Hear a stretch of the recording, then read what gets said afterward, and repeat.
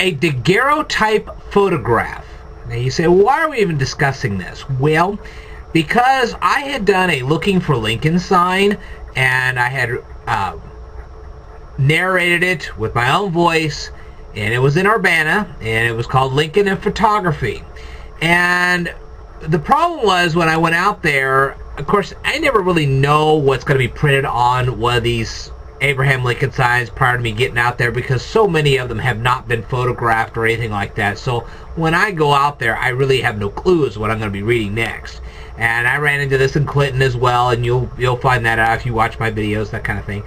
But anyway, when I went to Urbana, I found a photograph of the sign, but it really wasn't all that detailed, so I didn't get a really good chance to read it before I went out there and videotaped it myself. So we were dealing with a daguerreotype photograph, and I figured I'd probably just go ahead and tell you what a daguerreotype photograph is, so that you know what it is. Okay, so what they would do is they would take a silver foil and place it over a copper plate, and they would put this in the camera, and this would be a special type camera they would have back in the Civil War times, and they would take a picture with it. Okay, and there are lots and lots of daguerreotype photographs out there today. They're really old, but they're out there.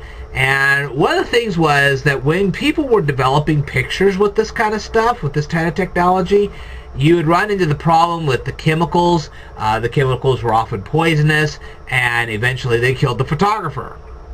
So you can imagine why photographers had to charge so much money, because they were kind of keeling over because of the chemicals they had to use to develop pictures.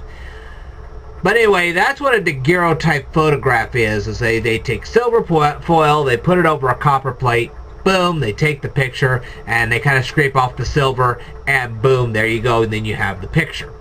They weren't the prettiest pictures in the world, but they were pictures, and you can see them. So now you know what a daguerreotype photograph is.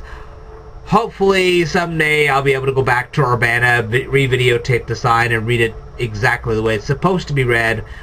We don't know when that'll be, but hopefully one of these days I'll go out there, because I don't live that far away, so I could go out there and do that.